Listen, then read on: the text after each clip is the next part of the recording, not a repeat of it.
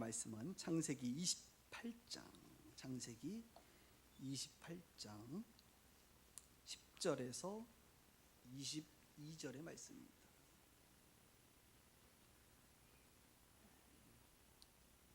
구약성경 40페이지 창세기 28장 10절에서 22절의 말씀을 좀 길기 때문에 제가 빠른 속도로 읽도록 하겠습니다. 눈으로 잘 따라오시기를 바랍니다. 야곱이 브엘세바에서 떠나 하란으로 향하여 가더니 한 곳에 이르러는 해가 진지라. 거기서 유숙하려고 그곳에 한 돌을 가져다가 베개로 삼고 거기 누워 자더니 꿈에 본즉 사닥다리가 땅 위에 서 있는데 그 꼭대기가 하늘에 닿았고 또 본즉 하나님의 사자들이 그 위에서 오르락내리락하고 또 본즉 여호와께서 그 위에 서서 이르시되 나는 여호와니 너의 조부 아브라함의 하나님이요 이삭의 하나님이라. 내가 누워있는 땅을 내가 너와 내 자손에게 주리니 내 자손이 땅에 티끌같이 되어 내가 서쪽과 동쪽과 북쪽과 남쪽으로 퍼져나갈지며 땅의 모든 족속이 너와 내 자손으로 말미암아 복을 받으리라. 내가 너와 함께 있어 내가 어디로 가든지 너를 지키며 너를 이끌어 이 땅으로 돌아오게 할지라. 내가 내게 허락한 것을 다 이루기까지 너를 떠나지 아니하리라 하신지라.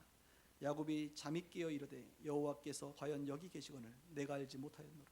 이에 두려워 이르되 두렵도다. 이곳이요 이것은 다름 아닌 하나님의 집이요 이는 하늘의 문이로다 하고 야곱이 아침에 일찍 일어나 베개로 삼았던 돌을 가져다가 기둥으로 세우고 그 위에 기름을 붓고 그곳 이름을 베델이라 하였더라. 이 성의 옛 이름이 루스더라. 야곱이 서원하여 이르되 하나님이 나와 함께 계셔서 내가 가는 이 길에서 나를 지키시고 먹을 떡과 입을 옷을 주시오 내가 평안히 아버지 집으로 돌아오게 하시오면 여호와께서 나의 하나님이 되실 것이요 내가 기둥으로 세운 이 돌이 하나님의 집이 될 것이요 하나님께서 내게 주신 모든 것에서 10분의 1을 내가 반드시 하나님께 드리겠나이다 하였더라. 아멘. 긴 문장을 같이 읽었습니다. 오늘은 창세기 21번째 시간 인카운터 베델이라는 제목으로 말씀을 나누도록 하겠습니다. 여러분, 시대가 굉장히 빠르게 바뀌죠. 시대가 바뀌면서 개념은 비슷하나 용어가 바뀌는 것들이 우리 주변에 굉장히 많다는 것을 여러분들이 느끼게 될 것입니다. 한 예로 이런 것입니다. 지금은 일반적으로 우리가 물건 사는 데를 이제 마트라고 하잖아요. 마트라고 불리는데 예전에는 뭐라고 불렸습니까? 상회라고 불렸어요. 상회. 그리고 상회에서 좀 지나다 보니까 식품. 제가 예전에 구멍가게, 저희 집 구멍가게였거든요. 광진식품이었습니다. 광진식품. 그런데 시간이 지나면서 이제 편의점 혹은 마트. 지금 그 석관동에 있는 광진식품이 가보면 편의점으로 바뀌어 있어요.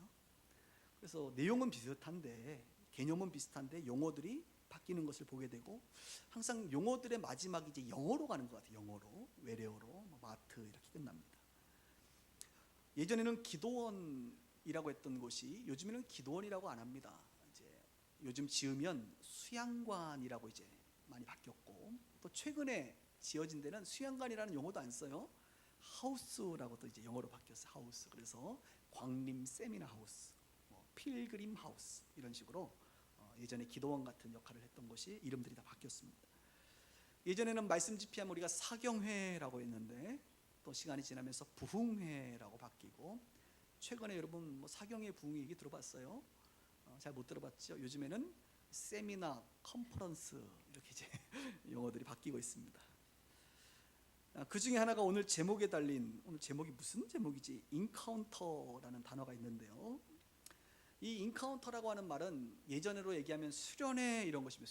수련회가 이제 집회로 바뀌기 시작하다가 요즘에는 인카운터라는 용어들을 이제 교회에서 많이 쓰고 있습니다. 아마 젊으신 분들은 인카운터 하니까 아시는 분들이 있을 거예요. 인카운터라고 하는 것은 발음을 엔카운터 이렇게 얘기하는데 그냥 편하게 인카운터라고 하겠습니다. 인카운터라고 하는 단어는 이제 만나다라는 의미를 가지고 있습니다. 그러니까 새롭게 만나다, 뜻밖의 대상과 만난다, 접한다 이런 것이죠. 그러니까 우리가 집회 용어로 쓴다면 하나님을 만나는 집회를 인카운터 수련회 이렇게 얘기합니다. 인카운터 집회 그렇게 얘기합니다. 저희도 예전에 이제 여기 천보산 기도원이라고 가다 보면 있죠. 별내 쪽에 거기에서 30명씩 모아놓고 인카운터 수양회를 했습니다. 그러니까 그 시간을 통해서 우리의 목적은 뭐냐? 살아계신 하나님을 만나는 것이다. 이렇게 이제 우리가 얘기를 했지요. 왜 그러면 오늘 이렇게 설교 제목이 어려운가? 이 오늘 본문을 제가 쭉 읽어 나가는데 말이죠. 설교를 준비하면서 오늘 본문을 쭉 읽자마자 제 머릿속에 딱 떠오른 단어가 바로 이 인카운터라는 단어였습니다. 무엇입니까? 야곱이 하나님을 만나는 장면이거든요. 야곱이 하나님을 만난다. 어디서요? 베델이라는 지역에서. 베델에서 하나님을 만나는 인카운터 베델이라고 제가 말씀의 제목을 적어놨습니다. 우리는 이미 이삭이라고 하는 사람의 이야기를 통해서 이삭의 자녀들의 이야기를 지난주까지 살펴보았죠. 야곱은 어떤 사람입니까? 팥죽 한 그릇으로 형 에서의 장자권을 빼앗고 아버지를 속여서 형 에서의 축복권도 빼앗아 장자권과 축복권을 가지고 형 에서가 내 동생 죽이겠다고 혈기를 부리니 그의 부모들이 이러다가는 정말 동생이 죽게 생겼구나 해서 외삼촌 라반의 집으로 가도록 이제 급히 도망치게 만들었지요. 그래서 야곱은 축복권과 장자권을 가지고 지금 어디로 가냐면 라반 외삼촌이 있는 하란이라는 지역으로 가게 됩니다. 하란까지 거리는 무려 여러분 900km입니다. 그러니까 서울에서 부산 왕복 거리에 굉장히 긴 거리입니다. 그 거리를 이제 가게 되지요. 그런데 그 거리를 가는 중에 하루 한 2, 3일 정도 지났을 거라고 예상이 됩니다. 가던 중에 베델이라고 하는 지역, 키로수로 87km입니다. 제가 숫자를 좋아하기 때문에 갈매동에서 정확히 찍어서 직선거리로 가면 87km면 딱 제가 오늘 지도를 해봤어요. 그랬더니 천안 나옵니다. 천안까지가 87km. 그러니까 야곱은 지금 자기네 집 브엘세바에서 천안까지 이제 걸어서 혼자 외로운 길을 가다가 그곳에서 루스라고 하는 지역인데 주님을 만났기 때문에 벳엘이라고 자기가 이름을 이제 바꿨습니다. 베델. 엘은 하나님이고 벳은 만난다. 집이라는 의미를 가지고 있어서 하나님의 집이라는 뜻이 베델입니다. 오늘 베델에서 야곱이 이제 잠을 자게 되죠. 잠을 자는데 어떤 일이 벌어집니까? 꿈에 하나님을 만납니다. 아브라함도 종종 환상 중에 하나님을 만납니다. 인카운터입니다. 인카운터. 여러분 하나님 만나셨나요? 언제 만나셨어요? 꿈에 만나셨나요? 저 가끔 꿈 꾸면요 하나님 나타나요. 꿈 꾸다가 혹시 목사님 나타났습니까? 그럼 우리 어른들은 예전에 그랬어요. 꿈에 목사님이 나타나면 그건 하나님이다. 목사님을 하나님으로 꿈에서는 이렇게 승격화시켜주는 우리 어른들이 계셨는데요. 꿈에 가끔 이렇게 예수님이 나타나는 경우가 있지요. 오늘 야곱이 꿈에 하나님을 만납니다. 아브라함이 환상 중에 하나님을 만난 것처럼 지금도 아직 복음이 들어가지 않는 곳에 종종 꿈에 하나님을 만납니다. 물론 하나님은 꿈을 통해서만 만나는 분이 아니에요. 예배를 통해서 말씀을 통해서도 충분히 만나지만 야곱은 오늘 베델이라는 지역에서 잠을 자다가 꿈에 하나님을 만납니다. 인카운터 베델 하게 됩니다.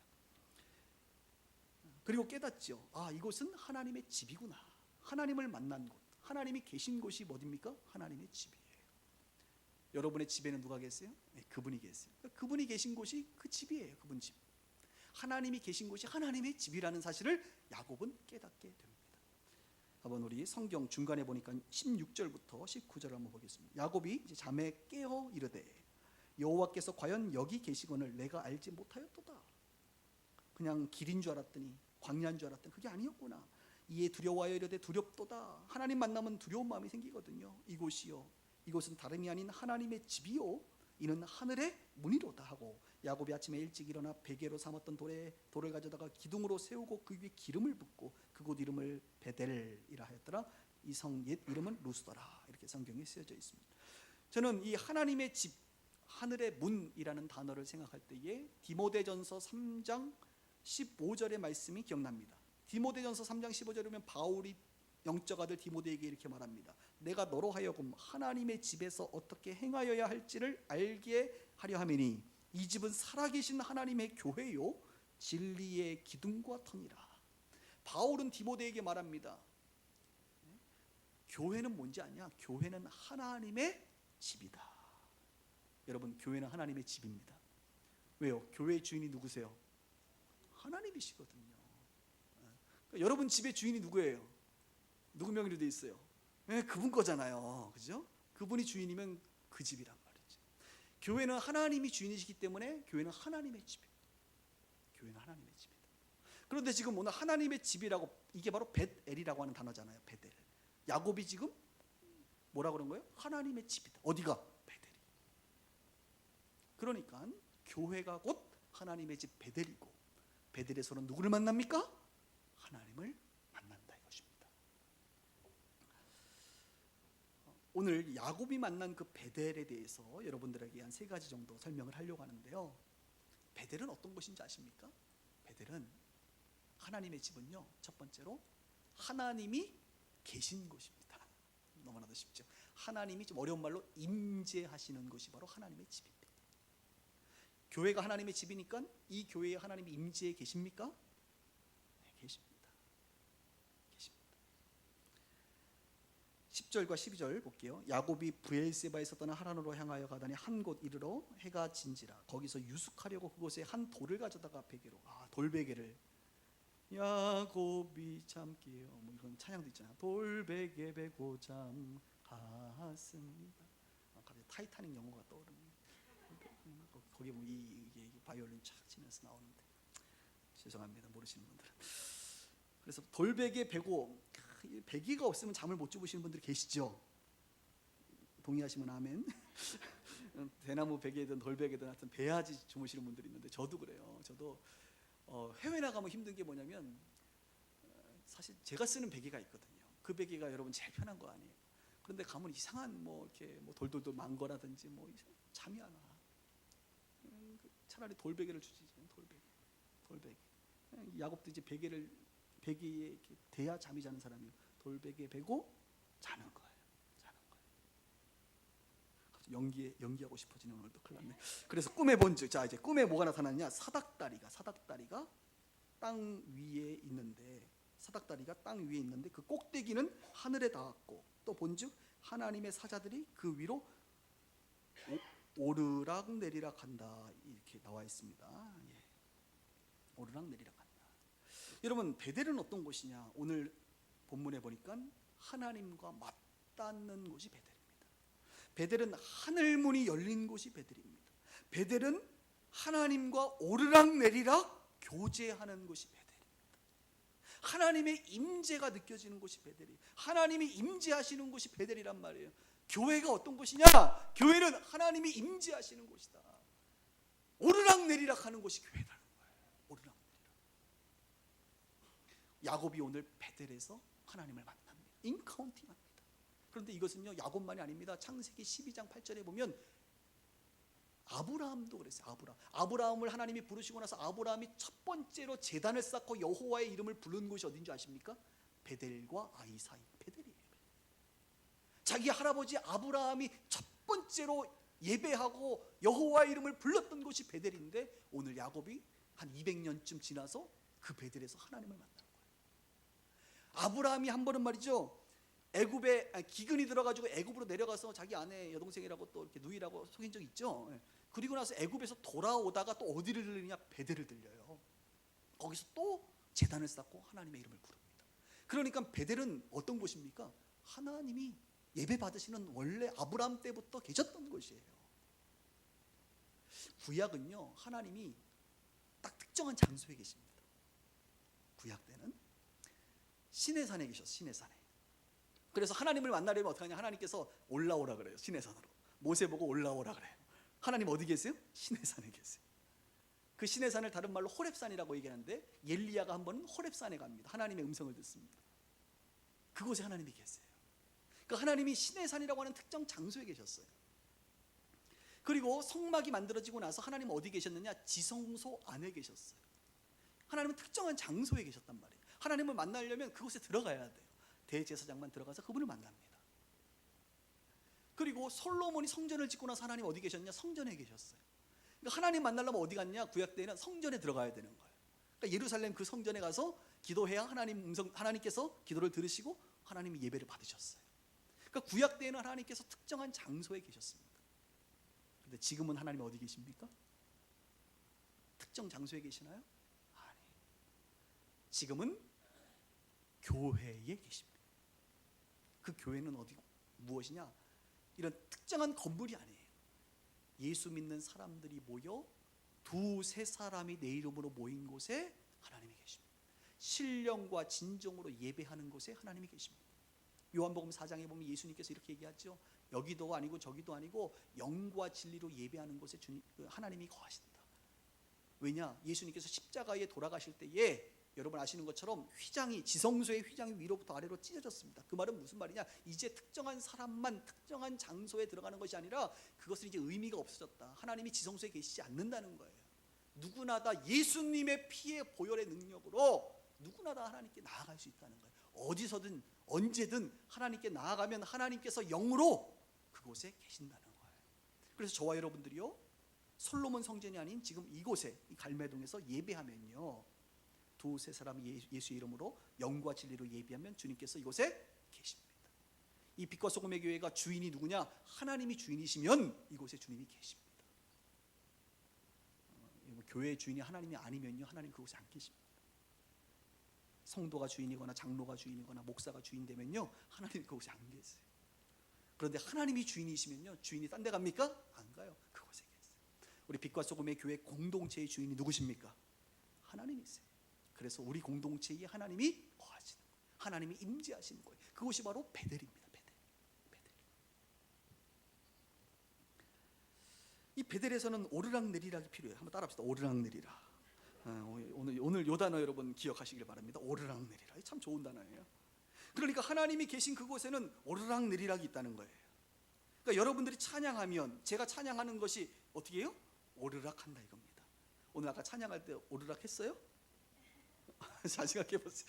여러분 아까 기도하셨잖아요. 기도했는데 그 기도가 올라갔어요? 아니면 올라가다가 땅에 떨어지는 기도였습니까? 그래서 옛날 분들은 대표 기도할 때 하나님 우리의 기도가 땅에 떨어지는 기도가 되지 않도록, 영성 있는 기도야. 왜요? 땅에 떨어진다는 거예요. 이분들은 올라가야 되는데 어디까지? 하나님의 전까지 성도의 기도가 향연이 되어 하나님의 보좌까지 올라가야 되는데, 우리 성도들이 오늘 손이 자꾸 올라가니까 많이 편합니다. 죄송합니다 여러분. 이 우리의 찬양이 하나님께 이렇게 상달돼야 돼. 올라가야 되거든. 오르락해야 되거든.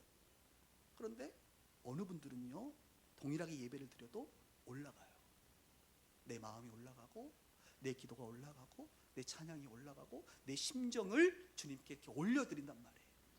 근데 어느 분들은 올라가야 되는데 전혀 올라가지 않아. 그냥 내 안에서 맴돌다 끝나는 거예요. 하나님이 계신 그곳에는 사닥다리가 있다는 거예요. 여러분 올려드리세요. 그 다음에 내려오는 게 있습니다. 뭐가 내려옵니까? 하나님의 은혜가 내려와요. 하나님의 사랑이 내려옵니다. 때로는 기쁨이 내려옵니다. 때로는 위로가 내려옵니다. 그래서 이 예배 한 시간을 통해서 막 오르락내리락, 오늘 천사들이 오르락내리락 하듯이 우리에게 올라갈 것이 올라가고 하나님으로부터 내려올 것이 내려오고, 이것이 계속 반복되는 거예요. 오르락내리락 오르락내리락. 이것이 하나님의 임재가 있는 베델입니다. 저는 우리 빛과 소금의 교회가 오르락내리락 하는 교회가 되기를 바랍니다.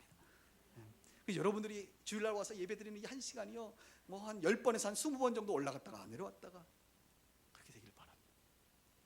오늘 설교를 들을 때는 또 하나님의 은혜가 많이 내려오기를 바랍니다.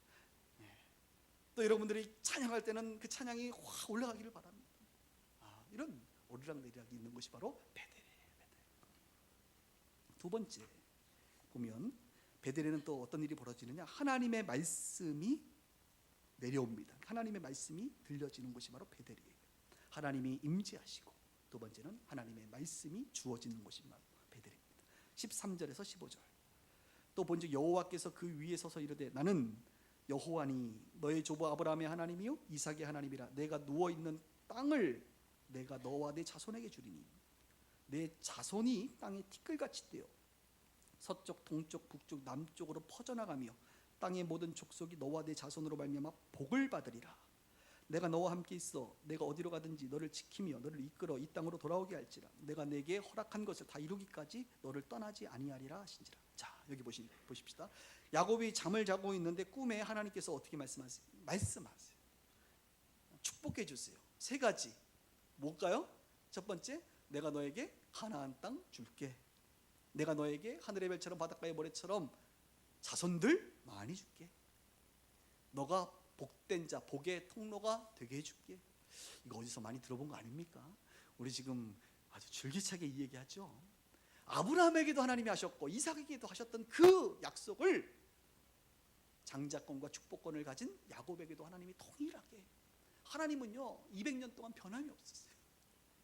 하나님은 변하지 않아요. 하나님은 한 번 약속한 것을 계속 얘기합니다. 내가 너에게 자손을 줄게, 내가 너에게 땅을 줄게, 내가 너를 축복된 자가 되게 할게, 계속 얘기하세요. 자, 이 얘기를 들은 야곱은 처음으로 들은 거죠. 자기가 얼마나 기쁘겠어요. 아버지에게 축복받을 때 들었던 그 이야기를 하나님이 꿈에서 직접 해주시니 얼마나 감동적입니까? 감동적입니다.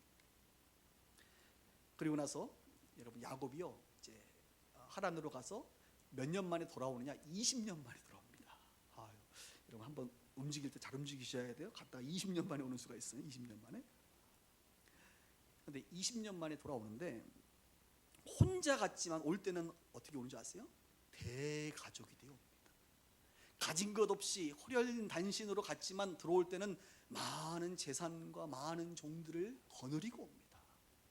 하나님이 그를 축복해 주신 것이죠. 여러분, 베델이라고 하는 곳에는 하나님의 말씀이 있는 곳입니다. 교회에는 하나님의 말씀이 있는 거예요. 그 하나님의 말씀이 오늘 야곱을 위로하고 야곱에게 약속하고 야곱을 축복하고 야곱의 삶의 방향을 제시해 주는 것이 바로 베델에서 일어난 일입니다.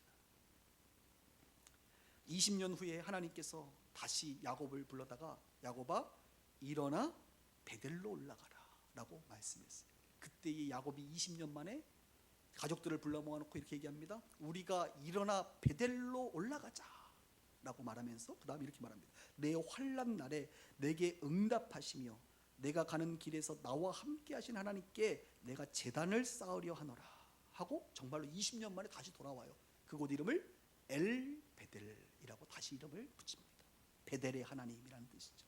그런데 여러분 참 재밌는 게 아브라함과 이삭과 야곱에게 하셨던 말씀보다 하나 더 추가가 됩니다. 15절인데요. 보세요. 야곱에게 내가 너와 함께 있겠다.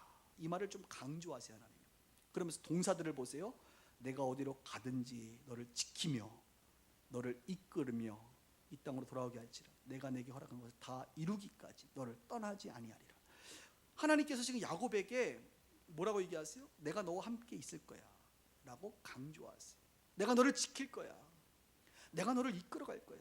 내가 너를 다시 돌아오게 할 거야. 내가 너를 떠나지 않을 거야 라고 말합니다. 왜 그랬을까요? 야곱은 두려워요. 혼자 이 먼 길을 가야 됩니다. 형의 그 어떤 보복이 두려워요. 자기의 미래가 불안정해요. 두려운 외로운 자가 바로 야곱이거든요. 혼자 가는 야곱에게 하나님이 뭐라고요? 내가 너와 함께 하고 있다 라고 말씀하고 있는 거예요. 눈에 아무도 안 보입니다. 하나님이 안 보여요. 아무것도 보이는 게 없어요. 그런데 하나님이 뭐라 그러냐면 야곱아 내가 너와 함께 하고 있어. 걱정하지 마. 내가 너를 인도할 거야. 내가 너를 돌아오게 할 거야. 나는 너를 떠나지 않을 거야 라고 강조해 주고 있어요. 위로해 주고 있어요. 우리가 이 땅을 살다 보면요 사실 혼자 아닌데요 혼자인 사람들이 많습니다. 또 여러 사람이 있는 것 같은데 정말 혼자인 것처럼 살아가는 분들이 너무나도 많습니다. 기억하시기 바랍니다. 혼자 아니에요. 하나님이 함께 하십니다. 할렐루야. 야곱에게 함께 하신 하나님은 여러분들에게도 동일하게 함께 하십니다. 오늘 그것을 주님께서 여러분들에게 말씀하고 싶으신 것 같아요. 우리가 야곱처럼 두려울 때에 필요한 건 무엇입니까? 하나님의 말씀이 필요한 거예요. 하나님이 함께 하신다라고 하는 그 확인된 음성이 필요한 거예요. 야곱아 두렵지? 내가 너에게 자손을 많이 번성하게 할 거야. 내가 너에게 땅을 줄 거야. 내가 너를 복된 자로 되게 할 거야. 내가 너를 안 떠날 거야. 내가 너와 함께 할 거야 라고 하는 그 하나님의 말씀이 베델에서 주어진다라고 하는 것입니다. 그러므로 여러분들이 주일마다 교회에 올라온다는 것은 마치 주일마다 자 우리가 베델로 올라가자 하는 것과 같아요. 여러분들이 주일날 오늘 올라오셨잖아요. 우리 교회는 또 할렐루야 얼마나 감사한지. 1층도 아니고 몇 층이에요? 6층이에요. 우리 교회는 맨 꼭대기입니다. 여러분 오늘도 6층으로 자 올라오자. 다 올라오셨어요. 엘리베이터 타고 올라오신 분들도 있고 걸어 올라오신 분들도 있어요. 제가 지난주에 이제 기도원을 갔습니다. 10주년을 앞두고 전 항상 결정할 일들이 좀 많잖아요. 리더 역할을 하다 보니까.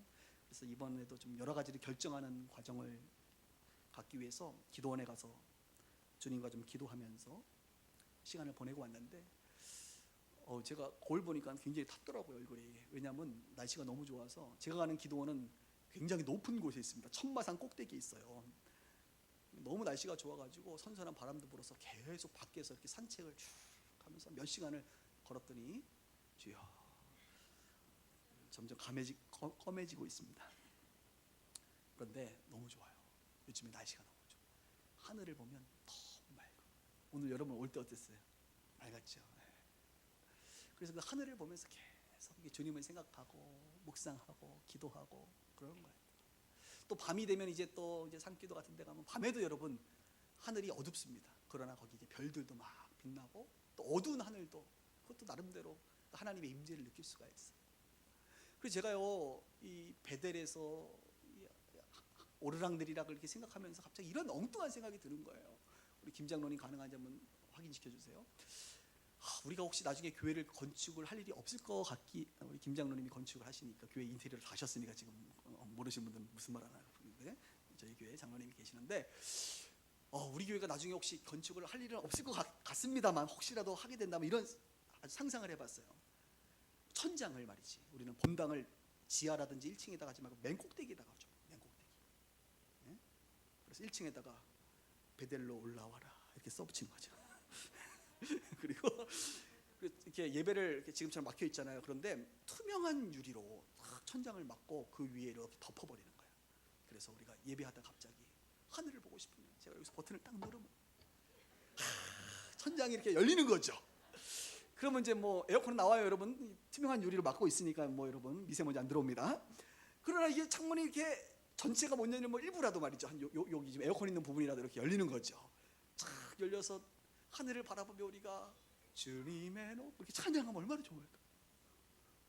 가슴 뛰죠, 여러분. 근데 금요일 날 어떻게 합니까? 금요일 날 우리가 또 기도할 때 갑자기 버튼을 딱 누르면 이게 천장이 이렇게 열려가지고 이 별이 막 쏟아지듯이 태권브이가 나가지 않습니다, 여러분. 그런 거 막 꿈꾸게 되는 거예요. 어느 교회 갔더니 본당 앞에다가 구멍을 뚫어가지고 말이죠. 밖이 보이게 빛이 딱 들어오게 했더라고요. 그래서 처음 딱 갔는데 너무 좋은 거예요. 딱 갔는데 빛이 딱 들어오니까 막 주님의 그 임재가 느껴지는 것 같은데 두 번째 가니까 목사님은 안 보이고 자꾸 여기만 쳐다보는 거예요, 성도들이. 그래서 여기다가 만들고 위에다가 여러분 머리 위에다가 이렇게 하면 좋겠다. 장로님 가능한가요, 그게? 아멘? 가능한 거예요? 그런 게 기술적으로 가능한 거예요? 할렐루야. 지금 저희가 6층입니다. 여러분 여기 7층 없는 거 알고 계시죠? 리모델링 한번 할까요, 장로님? 여기 이렇게 가능할지 모르겠지만 그런 생각이 들더라고요. 저희 교회는 예전부터 맨 꼭대기에다 늘 임대를 얻었습니다. 건물을 살 때도 늘 꼭대기를 사요. 왜? 왠지 하나님과 더 가까운 것 같고 왠지 그 높은 곳에서 주님을 예배하고 싶고 우리 성도님들이 지하로 내려가는 것이 아니라 위로 올라오기를 원하는 그런 마음이 제 안에 있습니다. 사랑하는 여러분, 베델로 자주 올라오시길 바랍니다. 주일도 올라오시고 어떤 분들은 금요일날도 올라오시고 어떤 분들은 수요일날도 올라오시고 또 어떤 분들은 새벽에도 올라오시고 올라오시면 어떤 일이 벌어져요? 그곳에서 하나님의 음성이 들려진다 이거예요. 위로가 필요한 야곱에게 위로가 임하고 약속이 필요한 야곱에게 약속이 임하고 어떻게 살아야 될지 삶의 방향이 모르는 야곱에게 그 방향성을 주님께서 말씀해 주시는 베델은 하나님이 임재하실 뿐만 아니라 베델은 하나님이 말씀하시는 장소라 이것입니다. 저는 우리 빛과 소금의 교회가 그런 교회 되길 주의 이름으로 축원합니다. 세 번째 베델은요, 하나님의 임재와 하나님의 말씀이 있을 뿐만 아니라 성도들이 헌신하는 곳이 바로 또 베델입니다. 야곱은요 오늘 하나님을 만나고 헌신하는 모습이 나옵니다. 요즘 사람들은 헌신이라는 말을 별로 좋아하지 않습니다. 그러나 그렇지 않습니다. 하나님을 만난 자는 하나님께 자신의 삶을 내어놓는 헌신의 삶을 살게 됩니다. 20절부터 22절입니다. 야곱이 소원하여 이르되 하나님이 나와 함께 계셔서 내가 가는 이 길에서 나를 지키시고 먹을 떡과 입을 옷을 주시어 내가 평안히 아버지 집으로 돌아오게 하시오면 첫 번째, 여호와께서 나의 하나님이 되실 것이고 두 번째, 내가 기둥으로 세운 이 돌이 하나님의 집이 될 것이고 세 번째, 하나님께서 내게 주신 모든 것의 10분의 1을 내가 반드시 하나님께 드리겠나이다 하였더라. 자, 야곱이 헌신하는 모습이 나오죠. 서원하는 모습이 나옵니다. 서원 함부로 하면 됩니까? 서원한 것을 반드시 지켜야 되기 때문에 함부로 서원하면 안 되죠. 못 지킬 것 같으면 다시 서원 취소하는 기도를 하나님께 정식으로 올려드려야죠. 그런데 지금 야곱은 하나님께 서원합니다. 근데 서원하는 모습을 보니까 그냥 뭐 감사해서 하는 게 아니라 조건부야, 조건부. 함께 계셔서 나를 지켜주시고 내가 돌아오게 하시면, 돌아오면 그때 드릴게요. 이렇게 조건을 딱 붙여요. 근데 이해가 돼요. 왠지 아세요? 야곱은 가진 게 없어요 지금. 혼자의 몸이잖아요. 그러니까 뭘 자기가 헌신할 수 있는 게 없잖아요. 나중에 하나님 축복해 주셔서 돌아오게 되면 그 돌아올 때는 많은 것을 가지고 돌아올 테니 그때는 내가 하나님께 헌신합니다 라고 하는 표현입니다. 나의 하나님이 되고 지금 이곳이 하나님의 집으로서 다시 하나님을 예배하는 제단을 쌓을 것이고 10의 1을 드립니다 라고 하는 내용입니다. 그런데 35장에 보면 20년 만에 야곱이 돌아오게 되는데요, 그때에 정말로 이곳에서 다시 제단을 쌓습니다. 하나님의 집에 예배를 드립니다. 약속을 지킨 거예요. 11조를 했다는 말은 없지만 아마도 한 것 같아요. 왜냐하면 그 뒤에 보면 하나님께서 축복해 주는 거 나오거든요. 하나님께서 그 다음에 35장에 보면 야곱에게 복을 주시고 이름을 야곱에서 이스라엘로 바꿔주시고 생육하고 번성하게 해주시고 내 허리에서 왕들이 나오게 하신다고 약속하셨고 땅과 후손들을 허락하신다라고 하는 엄청난 축복들을 계속하시는 것을 보면 아마도 야곱이 했던 서원을 야곱이 지킨 것 같습니다. 그렇게 볼 수가 있습니다. 그러면 야곱이 어떻게 이런 헌신을 할 수 있었을까? 이것은 가정교육에서부터 시작된 겁니다. 여러분 창세기 14장에 보면 아브라함이 조카 롯을 구출하는 장면이 나오죠. 318명을 데리고 가서 조카 롯을 구출하는 장면이 나옵니다. 그 조카 롯을 구출하고 나서 멜기세덱이라고 하는 하나님의 사람, 하나님이십니다. 그 하나님을 만나게 돼요.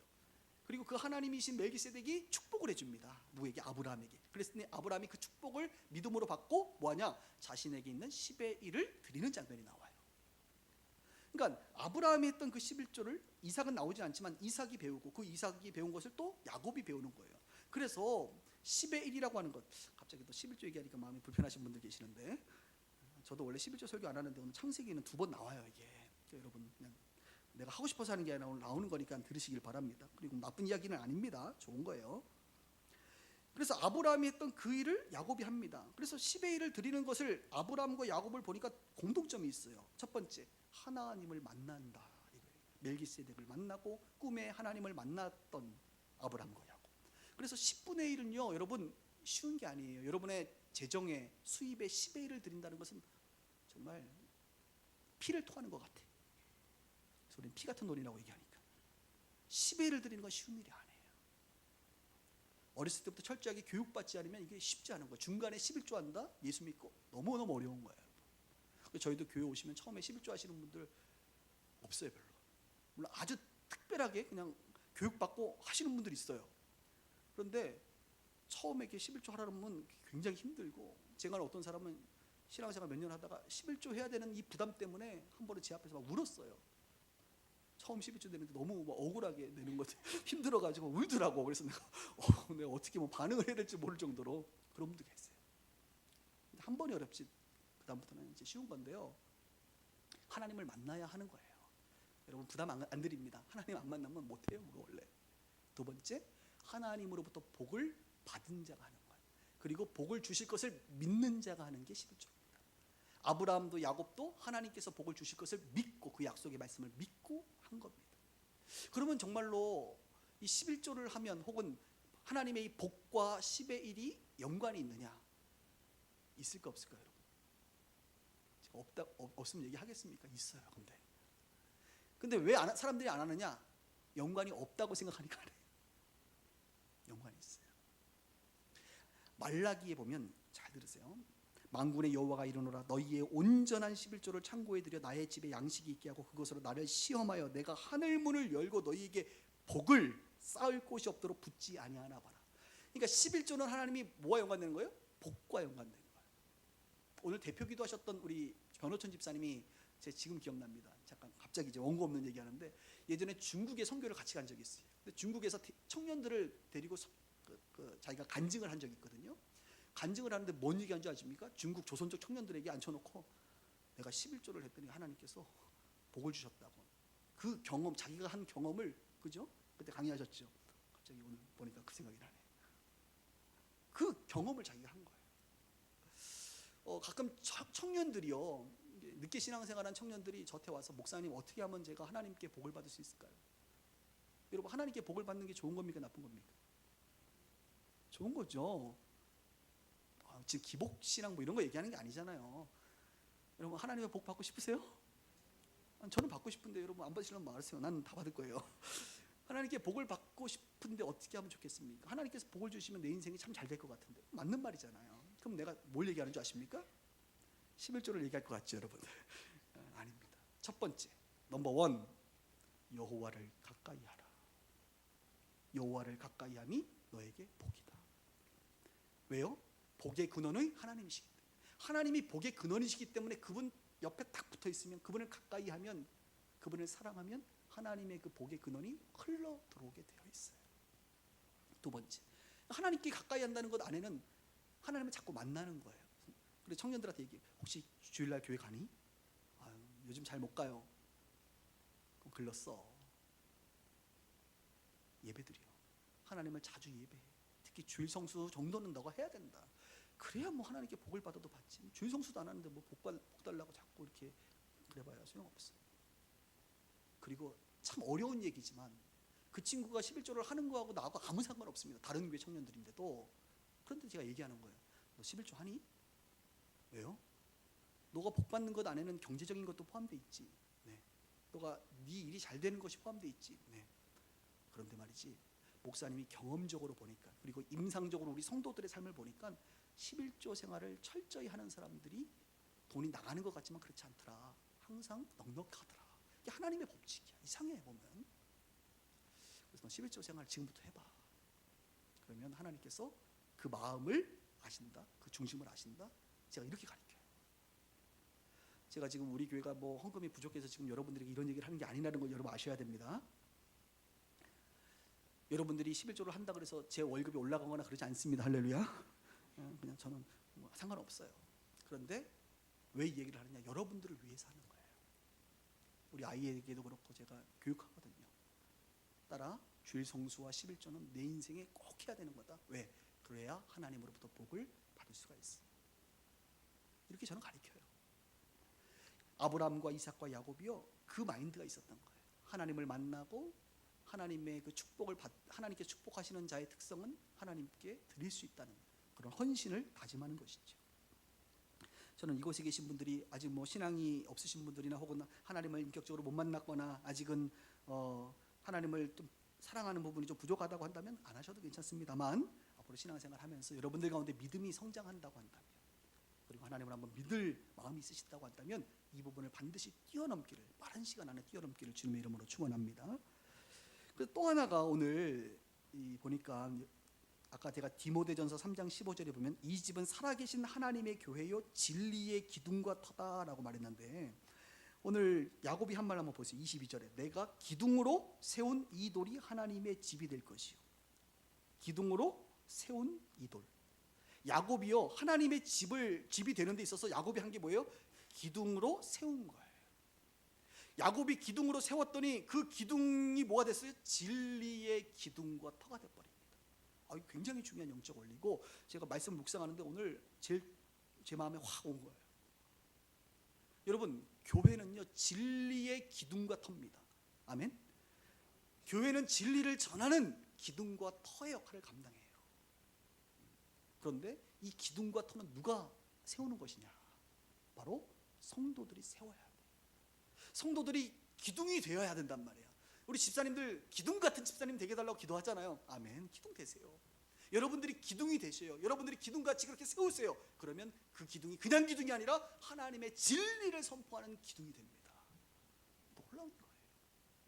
야곱이 그냥 돌베개 했던 거 기둥으로 세워서 기름 부었는데 그게 뭐가 됐다고요? 베델, 하나님의 집, 제단이 돼버렸다고요. 다음 주 여러분 이제 오시면 아주 좋은 일 있습니다. 선물도 많이 드리는데요. 다음 주에 꼭 오셔야 돼요, 여러분. 선물도 공짜로 드립니다. 오면. 왜냐하면 다음 주가 저희 교회 10주년을 맞이해요. 할렐루야. 10주년 감사 예배가 있어요. 현수막도 여기 쫙쫙 걸릴 거예요. 그리고 다음 주에 임직식도 있어요. 임직식도. 저희에게는 겸손해서 임직식을 화려하게 안 하고 이제 검소하게 2부 예배 때 한 15분, 20분 만에 아주 간단하게 할 텐데, 요즘 검소한 임직식이 대세입니다, 여러분. 겸손하게 우리가 돈 안 들이고 하는 게 중요한데 은혜롭게 할 건데요. 10주년을 맞이하면서 지금 우리 교회가 이렇게 지금 성장해 올 때 가정에서부터 시작해서 20평대, 40평대 그리고 여기 갈매 지금 뭐 100평 이상 되는 이 건물을 얻고 이곳에서 진리와 복음을 전하는 기둥과 터의 역할을 감당하는 데 있어서 그냥 된 게 아닙니다. 우리 성도님들이 기둥의 역할을 해서 기둥을 세워주셨기 때문에 이 기둥들이 결국 하나님의 진리의 기둥으로 바뀐 줄 믿습니다. 잘하신 거예요. 계속 하시길 바랍니다. 그리고 기존에 신앙생활 했던 분들은 아마 아실 겁니다. 저희는 매 주년 1주년, 2주년, 5주년, 18주년, 10주년 할 때마다 특별 건축 헌금을 해요. 다음 주가 이제 10주년이니까 우리가 특별 건축 헌금을 한번 합니다. 왜냐하면 이제 우리가 빚도 좀 있고 그래서 한 번씩 우리가 이때는 한 번씩 하자 이런 마음으로 매년 해왔는데 다음 주가 10주년이기 때문에 여러분들이 혹시 교회 오실 때 특별 건축 헌금을 한번 하시면 좋겠다 이렇게 좀 권면을 드립니다.